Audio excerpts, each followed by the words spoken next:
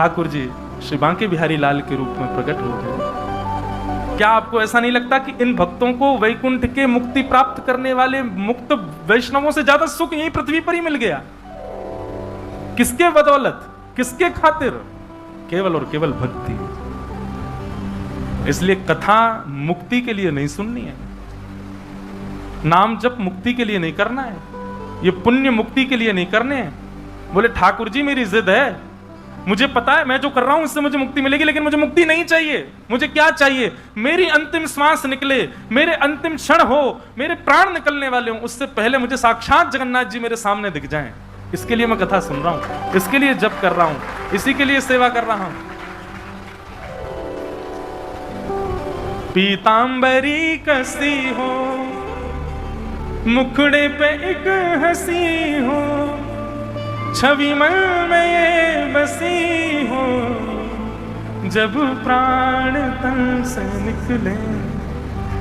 श्री गंगा जी का तट हो, यमुना का वंशवट हो, मेरा सांवरा निकट हो, जब प्राण तन से निकले।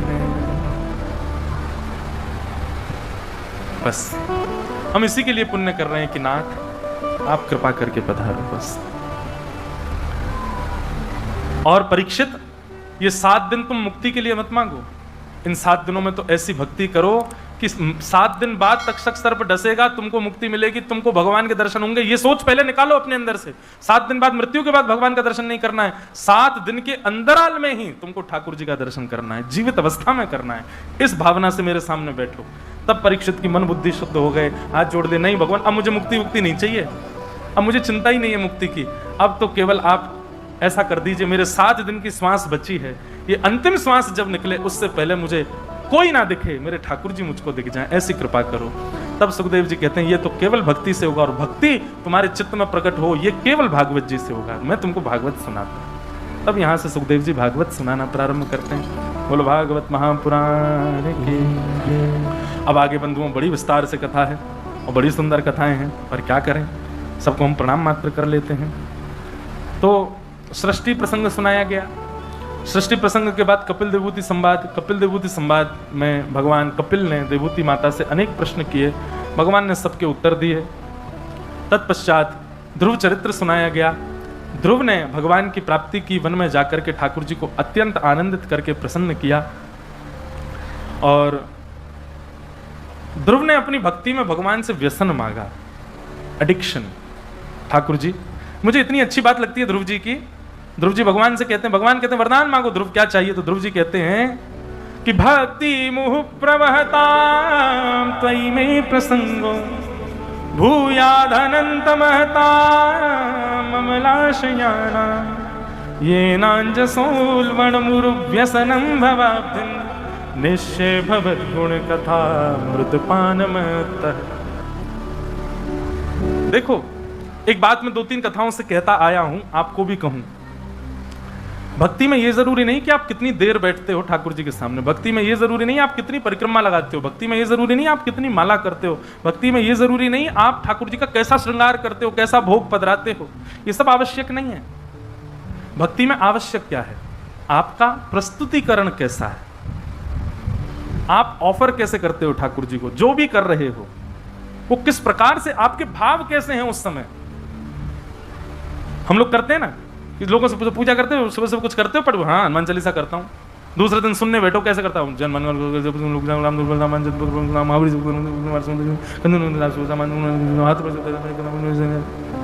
हनुमान जी कहते होंगे नेक डट ले यार, तू जपता है मेरी सांस चलती, कि इतनी तेज थोड़ी भाग रहा था मैं। नाम जप करते हैं, नाम जप करते करते, सही बता ना, नाम जप करते करते माला कई बार हाथ से छूट जाती, पूरी होने से पहले कितना कष्ट होता है। राम बड़ी मुश्किल से तो करी थी, हो गई। और एक आजकल एक और है, वो काउंटर रखते हैं लोग, काउंट करते हैं उसमें कितने नाम हो गए हमारे। काउंटर जपते जपते जपते जपते महाराज पहुंचा दिया आपने 2-2.5 लाख। अब आए दिन देखें 2 लाख नाम पहुंच गए हमारे।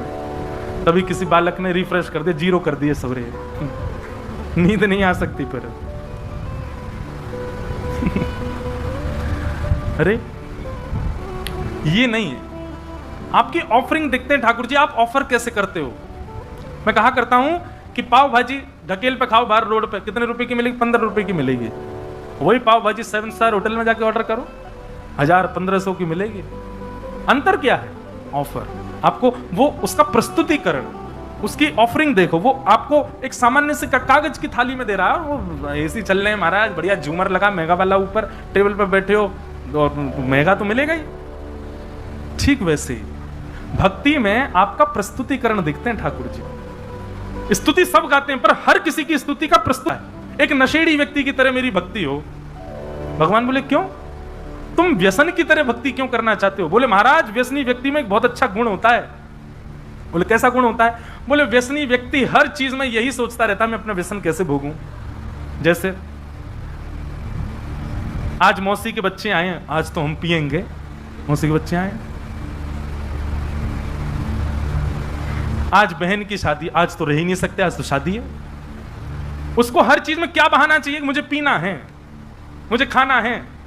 बोले आज क्या हो गया? आज लाइट चली गई, राहुल केला की 12 घंटे की लाइट, आज तो पीना ही पड़ेगा, क्या करें? रात कैसे कटेगी हमारी? ऊपर छत पे पिएंगे। आज मेरा विवाह पक्का हो गया, खुशी में पीऊंगा। 4 दिन बाद लड़की ने मना कर दिया, मुझे तुमसे ब्याह नहीं पी, दुख में पीऊंगा। पीना तो मुझे है। मैं फर्स्ट रैंक से पास हो गया, तब तो पीना पड़ेगा। फेल हो गए बेटा तुम, अब तुम कुछ नहीं कर पाओगे, तो गम में तो पीऊंगा ही मैं।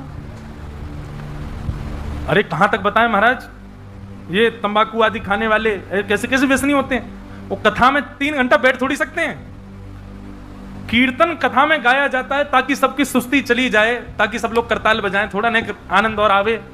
पर व्यसनी व्यक्ति तो ये सोचता है महाराज जी कीर्तन कब करेंगे। कीर्तन होते ही वो अभी आता हूं लघु शंकर, वो गिचाएगा, खा के आएगा। कैसा व्यसनी? व्यसनी व्यक्ति केवल बहाने ढूंढता है व्यसन को भोगने के। ध्रुव जी कहते हैं नाथ मैं भी व्यसनी व्यक्ति की तरह हो जाऊं, मैं भी केवल बहाने ढूंढा करूं आपका भजन करने के लिए। आज क्या है भाई? आज तुम पास हो गए, आज तो मैं भजन करूंगा, पास हो गया। फेल हो गए, आज तो भजन करना पड़ेगा, फेल हो गया। आज क्या है? बहन की शादी है, आज तो भजन करना पड़ेगा। मौसी के बच्चे आए, चलो सब मिलके भजन करेंगे। लाइट आ गई, एसी चल रहा है, एसी में बैठ के करेंगे। लाइट चली गई महाराज, तो क्या ऊपर छत पे बैठ के करेंगे? आज माँ ने पाव भाजी बनाए, फिर तो पाव भाजी खाने के बाद ही करेंगे। आज तो व्रत है, व्रत में तो करना ही चाहिए। ध्रुव जी की स्तुति का देखो प्रस्तुतिकरण। ठाकुर जी से कह रहे हैं कि नाथ मुझे व्यसनी बना दो। और ये बात कोई मनगणित नहीं, लिखा है ये नांज सोल व्यसनम भवाब्धिम, मुझे व्यसन लग जाए आपकी कथा सुनने का। जीवन की कैसी भी स्थिति आए, उस हर स्थिति में व्यसनी केवल व्यसन ढूंढता है। मैं जीवन की हर स्थिति में केवल ये सोचूं कि चलो ठाकुर जी को भज लिया जाए। मेरा जीवन ऐसा एक व्यसनी की भांति कर दो नाथ। भगवान खूब जोर से हंसे ध्रुव जी की स्तुति सुन के। वाह ध्रुव, हम तुमसे बहुत प्रसन्न हैं। बस यही तो हमारा उद्देश्य है, हम उनको प्रसन्न करना चाहते हैं। हमारी प्रस्तुतिकरण ऐसी हो। दाल चावल बना दिया, भोग लगा दिया ठाकुर जी का। ठाकुर जी भी ऊब जाते हैं, रोज 100 ही बना दे। कुछ नया तो करो, कुछ नवीनता तो लाओ उसमें, कुछ तो उसमें नवीनता करो। रोज एक ही स्तुति ठाकुर जी को सुना देते हो, उससे कब कितनी दिन मन लगेगा ठाकुर जी का? ठाकुर जी कुछ ना कुछ नवीन करते रहो ना। मैं कहता हूं इसको अपनी भाषा में रोलर कोस्टर भक्ति करो ठाकुर जी की। कभी तो ले गए ऊपर महाराज, ठाकुर जी बैठे, हाँ हाँ अब क्या करेगा पता नहीं, नीचे आ गए अब तो। ओ ठाकुर जी आनंद देते रहे, हंस रहे, ठाके मार के बोले या के संग बहुत आनंद आवे भाई, बहुत आनंद करावे मुझे। कभी तो खूब ऊंचो ले जाए, कभी ऐसा महाराज नीचे घुमावे, पेट में गुदगुदी कर दे मेरी। ठाकुर जी को ऐसा सुख मिले, ऐसी भक्ति करो ना ठाकुर जी की। 50 साल हो गए एक ही तरीका से वही चल रहा है जैसा 50 साल से है, वैसी भक्ति चाहिए। ठाकुर जी नहीं बैठते फिर वहां पे, अपना प्रतिनिधि छोड़ दे, तो तुम रहो यहाँ पे, अपनी मूर्ति को तू रहे यहाँ पे, तू ही खा इसके दिन के रोज के चना बादाम, मुझ पे नहीं खपते। तो ध्रुव जी की स्तुति से हमने ये सीखा। ध्रुव जी ने भगवान की स्तुति गाई। इन्हीं के वंश में आगे चल करके राजा अंग हुए, उनके बेटा बैन हुए, बैन के पुत्र पृथु हुए। पृथु महाराज ने भगवान की स्तुति गा करके 10,000 कान मांगे। ऐसे पृथु महाराज को हम प्रणाम करते हैं। फिर आगे चल करके महाराज भूगोल खगोल का वर्णन किया गया और नरकों का वर्णन करते हुए अजामिल उपाख्यान सुनाया गया। तत्पश्चात वृत्रासुर की स्तुति सुनाई। वृत्रासुर ने भगवान की स्तुति गाई है। अहम हरे तव पादैक मूल दासानुदासो। जितने भी वैष्णव यहाँ बैठे हैं, वृत्रासुर की स्तुति निकालिए प्रिंट और याद कीजिए, रोज गाया कीजिए अपने ठाकुर जी के आगे, और अर्थ आज सुनकर के जाइए वृत्रासुर कहता क्या है अपने ठाकुर जी से। श्रीमद् वल्लभाचार्य जी महाराज कहते हैं हर वैष्णव को निष्काम भक्ति किसको कहते हैं, ये वृत्रासुर से सीखो। वृत्रासुर की कथा भी कई बार मैंने विस्तार से सुनाई है। यहां हम अन्य कथाओं का विस्तार करेंगे राहुल किला में, जो जो हमके रह जाती हैं कथाओं में। आज तो नंदोत्सव कर दें, फिर कल से वेणु गीत, युगल गीत प्रयास करेंगे, अगर उनका विस्तार हो पाया तो उन्हीं का भाव रखेंगे। और कल कथा में श्री गिरधर लाल जी भी पधारेंगे। बोलो गिरधर लाल प्यारे की। कल एक कोई टीवी या 2 टीवी ऐसे लगवा देना इधर, क्योंकि हमारे लाल जी छोटे से दूर से दिखेंगे नहीं, तो एक टीवी में कैमरा वाले भैया थोड़ा फोकस करके दिखाएंगे तो आप सबको दिख जाएंगे। कल ही आएंगे ना, कल पधारेंगे। कल श्री गिरधर लाल जी पधारेंगे, 56 भोग यहाँ होगा उनका, बड़े आनंद के साथ हम लोग करेंगे उत्सव। तो वृत्रासुर क्या कहता है, बहुत ध्यान से सुनो। अहम हरे तव पादैकमूल दासानुदासो भवतास्मि भूय मनस्मरेता सुपतिर्गुणांस्ते गृणीत वा कर्म करो तुकाय। वृत्रासुर कहता है नाथ मुझ पर ऐसी कृपा कर दो, मैं आपके दासों के दासों के दासों के दासों का दास बन जाऊं, ऐसी कृपा करो। बंधुओं, ठाकुर जी का दास बनना बहुत इजी है, बहुत सबसे सरल काम है जगन्नाथ भगवान का दास बनना, और सबसे कठिन क्या है, भगवान के दासों का दास बनना। क्यों? आप जानते हो क्योंकि कि आप जगन्नाथ जी को कुछ भी ऑफर करोगे, कुछ कहेंगे थोड़ी सब स्वीकार कर लेंगे, पर उनके दास तो आपको टोक देंगे। गले में सूखी माला पहना दी, तुरंत उतार के धर देंगे। भोजन में यदि रोटी जली भई तो पाएंगे नहीं, छेना पूड़ा ज्यादा ही जला हुआ तो कौन खाएगा। एक जगह मैं गया, वहां छेना पूड़ा, बोले महाराज जी खाओ। मैंने कि अरे भैया हम बहुत खा लिए, बहुत दिन से खा, नहीं ये तो खाने पड़ेगा। अब अंदर अंदर का तो खा गए, वो बाहर जला हुआ छोड़ दे, बोले ये नहीं खा, ये तो सबसे ज्यादा इंपॉर्टेंट होता है। अब वो इतना जला हुआ था कि उसको कैसे खाया जाए, खा तो गए, पूरा मुंह काला पड़ गया। तो भाई ठाकुर जी खा सकते हैं, ठाकुर जी सब प्रकार की आपकी सेवा स्वीकार कर लेंगे, पर वैष्णव की सेवा करोगे, वैष्णव तो टोक देगा आपको, ऐसे नहीं कर सकते। ठाकुर जी को कैसे भी प्रणाम करो, बेचारे यूं ही खड़े रहेंगे। वैष्णव को गलत प्रणाम किया तो आपको टोकेगा, ऐसे प्रणाम नहीं करते, ऐसे प्रणाम करो। भारी गर्मी पड़ रही है, फर्श बिल्कुल गर्म हो गया, तभी कोई वैष्णव दिख जाए तो नियम है कि जहां दिख जाए वहीं प्रणाम करो। कैसे करोगे, पृथ्वी तो गर्म है, नहीं कर सकते। दास बनना ठाकुर जी का बहुत सरल है, पर दासों का दास बनना बहुत कठिन है। ठाकुर जी के दासों का दास नहीं बना। तो वही बात यहां वृत्रासुर कह रहे हैं, नाथ सरल भक्ति क्यों करूं, मैं आपका दास तो पूरी दुनिया है, मैं आपका दास नहीं बनना चाहता। बोले तो क्या बनना है, बोले दासानुदासो भवतास्मि भूय, दासों के दासों का दास बनाओ।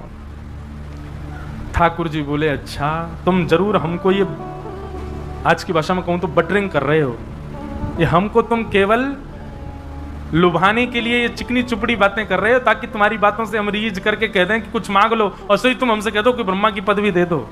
हम सब जानते तुम्हारी बात। वृत्रासुर कहता है क्षमा करें भगवान, लेकिन जो मैं चाहता हूं वो आप दे ही नहीं पाओगे। अच्छा क्या मांगना चाहते हो बताओ। तब वृत्रासुर दूसरे श्लोक में कहता है, न नाक पृष्ठम न च पारमेष्ठम न सार्वभौमम न रसाधिपत्यम न योग सिद्धिर्न पुनर्भवम वा समंजसत्वा विरह्य कांक्षे। ना ही मुझे इंद्र की पदवी चाहिए, किसी भी देवी देवता का स्थान मुझे नहीं चाहिए, पृथ्वी का भी राजा मुझको मत बनाइए। भगवान बोले तो क्या चाहिए। बोले पहले वचन दो, जो मांगूंगा सो दोगे। भगवान बोले ये वरदान मांगने से पहले जो यूं कहते हैं ना वचन दो, जो मांगूंगा सो, वो जरूर कुछ विचित्र ही मांगते हैं। क्या चाहिए बताना। बोले नाथ आपको पाने के लिए मेरे जीवन में बहुत तड़पन आ जाए, मैं बहुत आपके लिए विरह में चला जाऊं, व्याकुल हो जाऊं, खूब रोऊं, खूब तड़पूं आपसे मिलने के लिए, जैसे प्यासा पानी के लिए तड़पता है, ऐसे मैं आपके लिए तड़पूं, पर आप मुझे वचन दीजिए कि मुझे तड़पने दीजिएगा, मिलिएगा मत। बताओ दोगे। ठाकुर जी तब दोगे। भाई ये कैसी भक्ति तेरी, भजन करेगा, मुझे पुकारेगा, भजेगा, पर ये भी चाहता है कि मिलना मत। क्यों?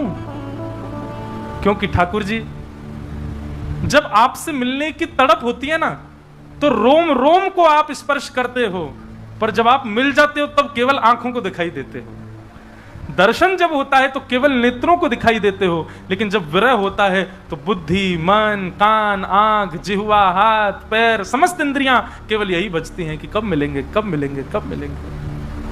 नाथ, मैं केवल नेत्रों को सुख नहीं देना चाहता, मैं तो सर्वांगीण अंग से आपका होना चाहता हूं, और सर्वांगीण अंग आपको तब याद करता है जब आप सामने नहीं होते, इसलिए मुझे आपका विरह चाहिए। समंजसत्वा विरह एकांश।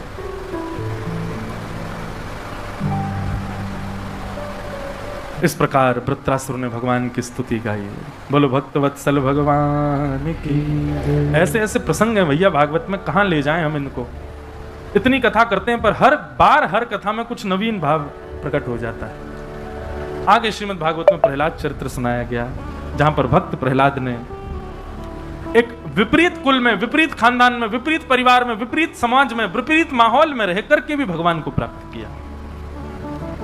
मैं कहा करता हूं कथा में, माताजी डॉक्टर, पिताजी डॉक्टर, और उसके बाद बेटा भी डॉक्टर बन जाए कोई बड़ी बात नहीं है। लेकिन माताजी भी डॉक्टर नहीं है, पिताजी भी डॉक्टर नहीं है, परिवार में दूर दूर तक कोई वैद्य नहीं है, और फिर बेटा डॉक्टर बन के निकले तो उसकी बड़ी प्रशंसा होती है। ये भी भक्त हैं, वो भी भक्त हैं, आगे भी भक्त हैं, पीछे भी भक्त हैं, चारों तरफ भक्ति भक्त हैं, उसमें तुम भी भक्त हो गए, कोई बड़ी बात थोड़ी। लोग बात कहते हैं महाराज जी स्कूल का माहौल हमारा ऐसा, कॉलेज का ऐसा, कॉलेज वहां ऑफिस का माहौल बड़ा अलग सा है, वहां हम भक्ति नहीं कर पा रहे हैं, क्या करें। प्रहलाद जी का चरित्र सुनो। प्रहलाद जी ने माहौल का त्याग नहीं किया, प्रहलाद जी ने परिवार का त्याग नहीं किया, प्रहलाद जी ने विद्यालय का त्याग नहीं किया, प्रहलाद जी ने राक्षसत्व का त्याग नहीं किया, हर चीज को स्वीकार किया, क्योंकि सब वस्तु भगवान ने प्रदान की है। सबको स्वीकार करते हुए सबके बीच रह करके भजन किया। इसलिए भैया परिस्थितियों को मत कोसो ठाकुर जी के भजन के लिए।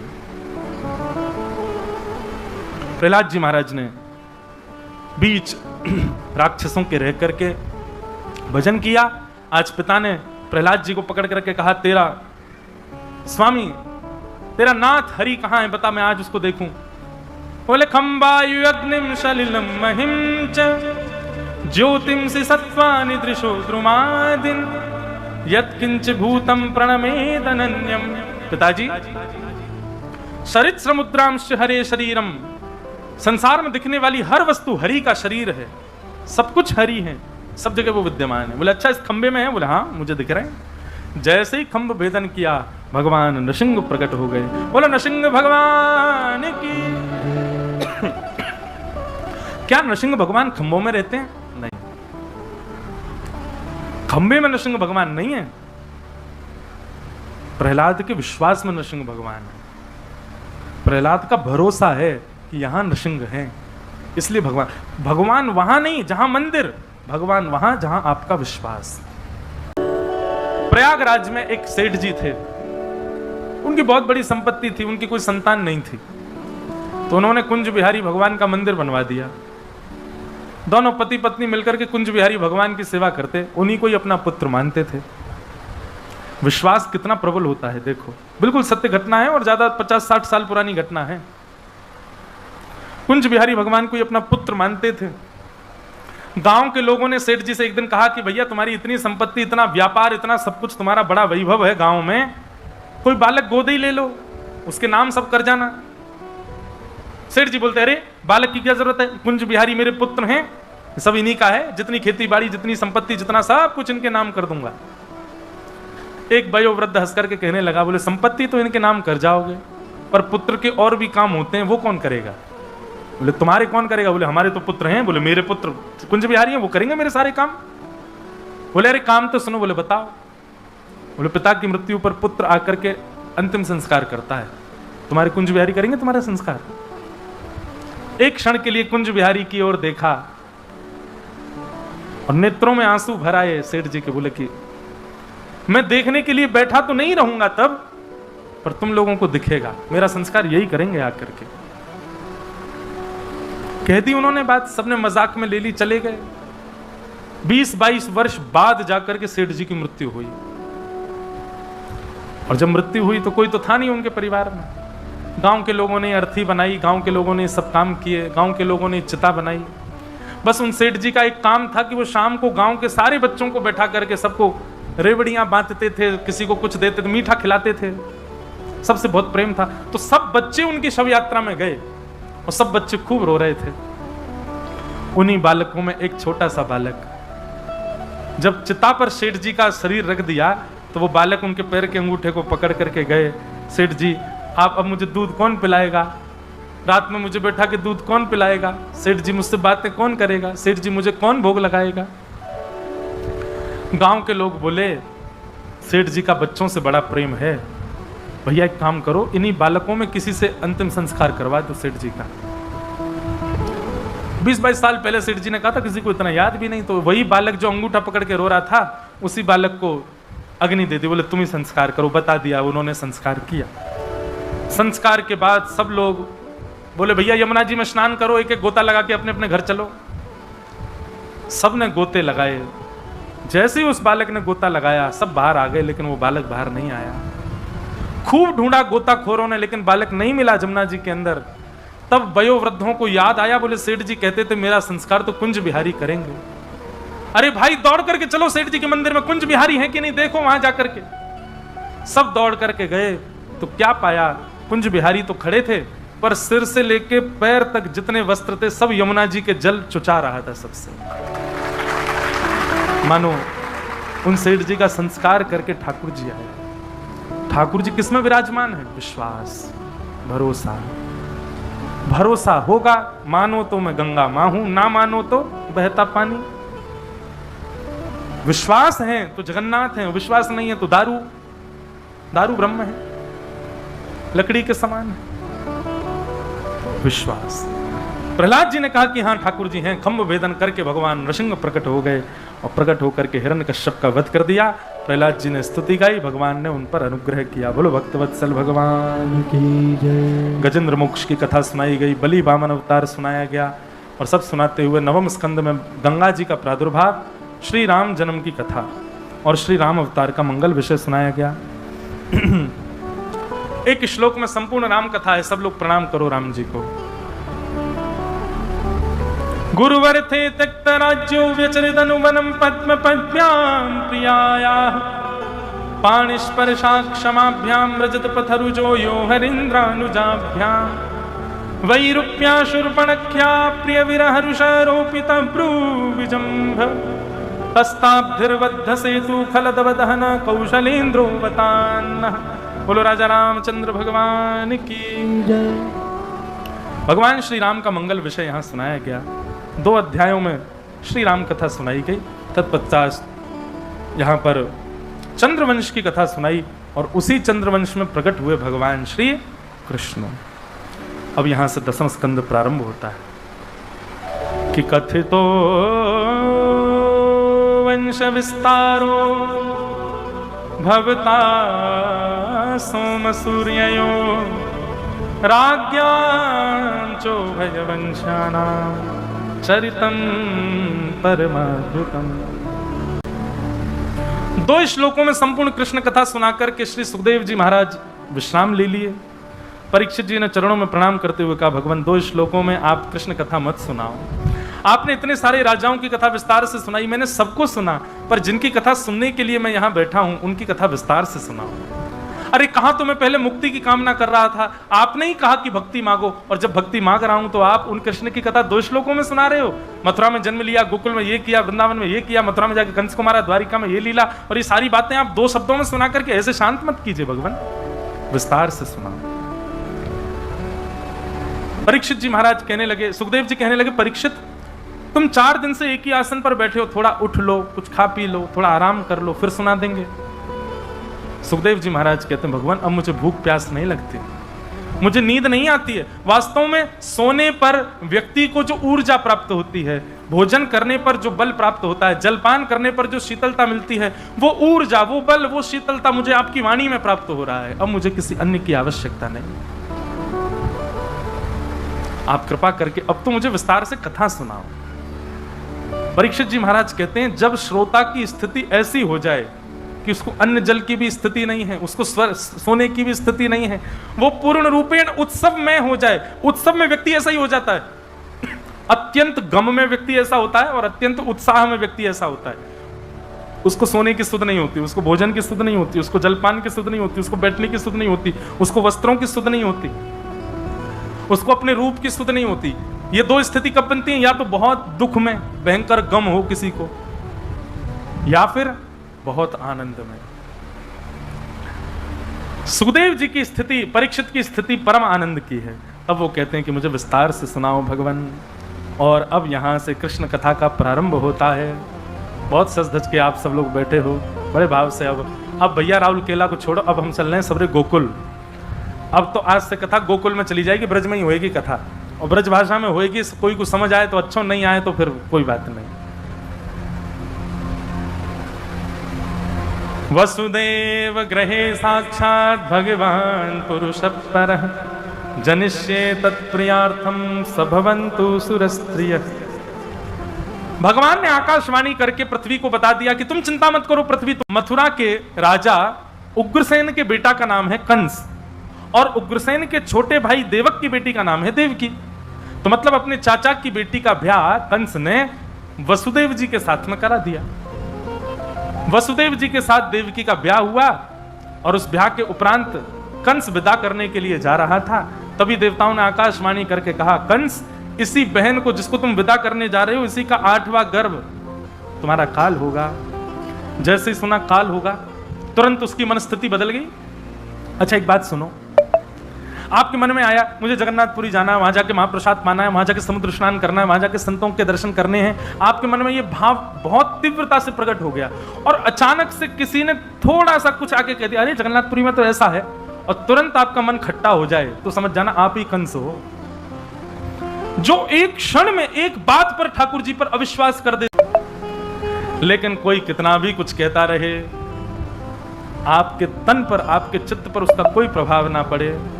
ठाकुर हमरे रमण बिहारी, हम हैं रमण बिहारी के, साधु सेवा धर्म हमारा, काम न दुनियादारी से। कोई भला कहे चाहे बुरा कहे, हम हो चुके रमण बिहारी के, साधु सेवा धर्म हमारा, काम न दुनियादारी से। ठाकुर हमरे रमण बिहारी, हम हैं रमण बिहारी के। भैया ठाकुर जी के प्रेम में और संसार प्रेम में अंतर कहाँ रहा? आपका ब्याह पक्का हो गया, किसी ने आके कहा अरे लड़का तो ऐसा है, और आपने तुरंत ब्याह तोड़ दिया, तो संसार की बात है, संसार में ये कर सकते हो। आपके अनुकूल व्यक्ति नहीं उसको छोड़ सकते, पर एक बार ठाकुर जी के हो गए, उसके बाद ठाकुर जी पर संशय होना, ये तो राक्षस बुद्धि है। आपसे किसी ने आकर के वृंदावन की बुराई कर दी, आपसे किसी ने आकर के कथा कहने वालों की बुराई कर दी, और आपने कथा में जाना ही बंद कर दिया उसकी वजह से। आप ही तो कंस ने भी तो यही किया था, अपनी बहन को विदा करने जा रहा था, अच्छा काम कर रहा था। देवताओं ने केवल इतना कह दिया, इसी बहन का 8वां गर्भ तेरा काल होगा। बोले मैं बहन को ही मार दूंगा, तो गर्भ होगा ही नहीं। ये कंस नहीं है तो कौन है?